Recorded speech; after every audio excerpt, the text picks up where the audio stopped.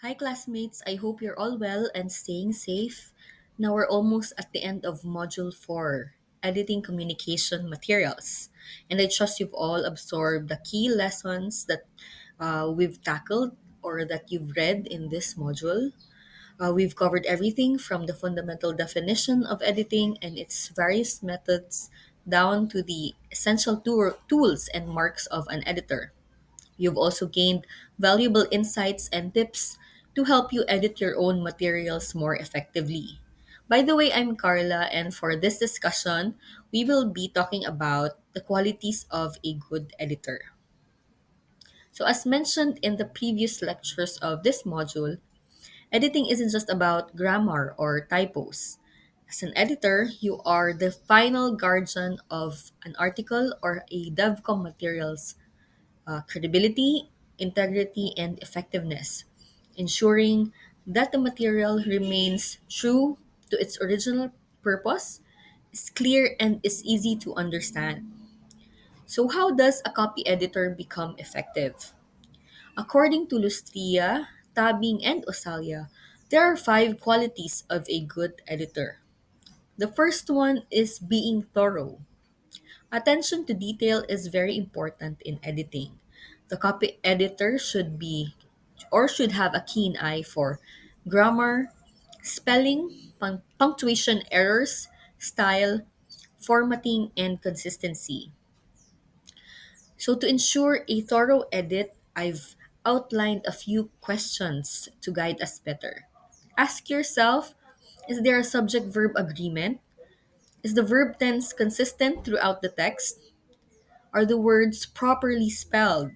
Is capitalization used consistently for titles, headings, and proper nouns?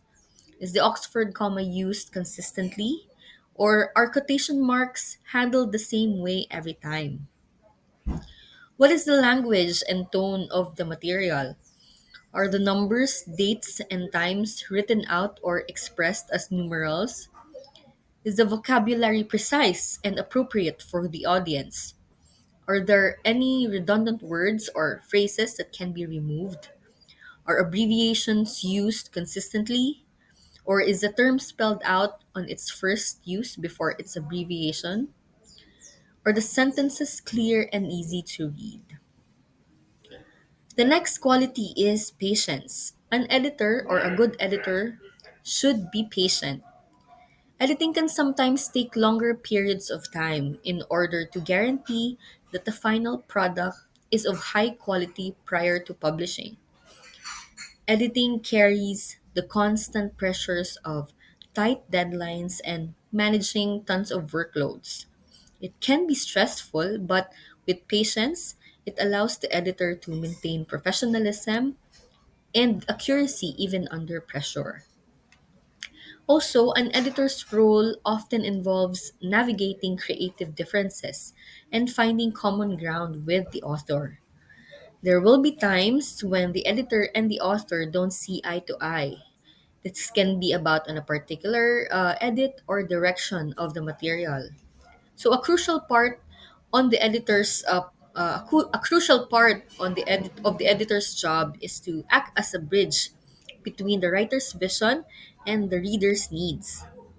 As an editor, instead of merely correcting, we could also try to offer, or instead of just correcting, we could try to offer alternative ways to handle or edit the material.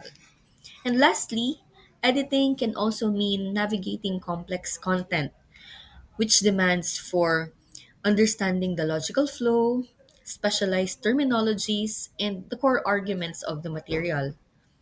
The editor must be able to simplify or laymanize complex words and ideas to make it more accessible to its target audience. Next is open mindedness.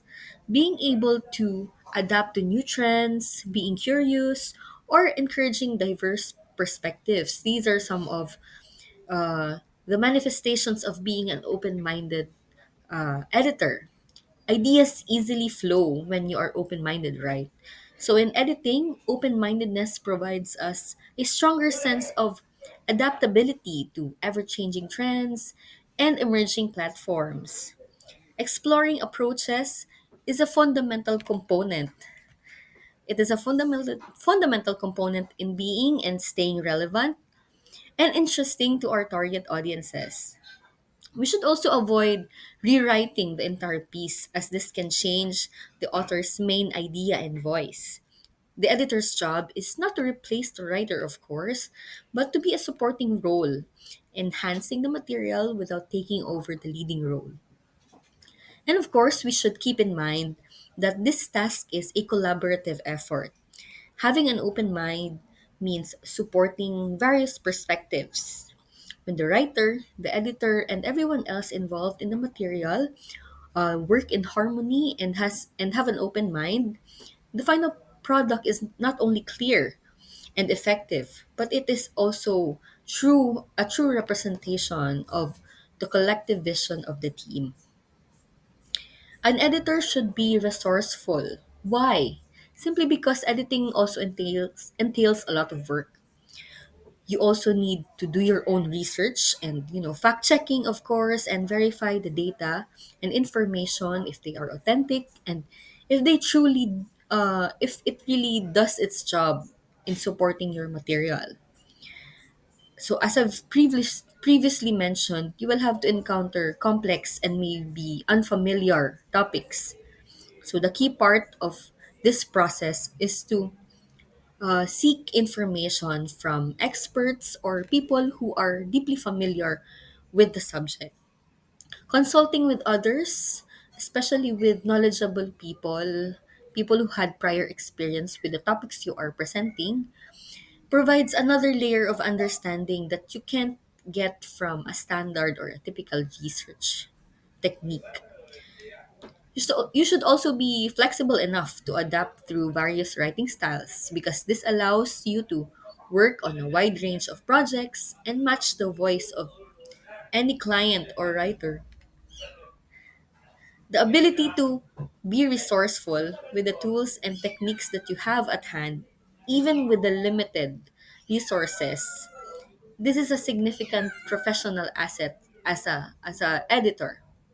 Ultimately, the true value of the work doesn't just come from the tools that we use to create a material. It comes from the editor's meticulous eye and deep knowledge of the language and the unwavering commitment to clarity and readability. Lastly, an editor should be a clear thinker. Editing implies identifying logical gaps, simplifying complexities, ensuring clarity and readability, of course, protecting the writer's intent and being faithful to the material's purpose. All these critical tasks require a focused mind. It's about maintaining a state of objectivity and concentration. When an editor has a clear mind, they can be unbiased, they can easily block distractions in order to catch subtle errors that or inconsistencies that the writer might have missed. Thus, it will help you create or transform a draft into a well polished, a more effective, and meaningful piece of communication material. So, these are the five qualities of a good editor. This module has been a crucial material in teaching us how to refine our work, ensuring our messages are not only clear but uh, compelling and also free of errors. In editing, we should not only be confined by these five qualities.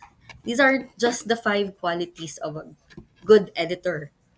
While core qualities are like attention to detail and patience are fundamental, or foundational, the truth is that the role of an editor is a dynamic one that requires so much more.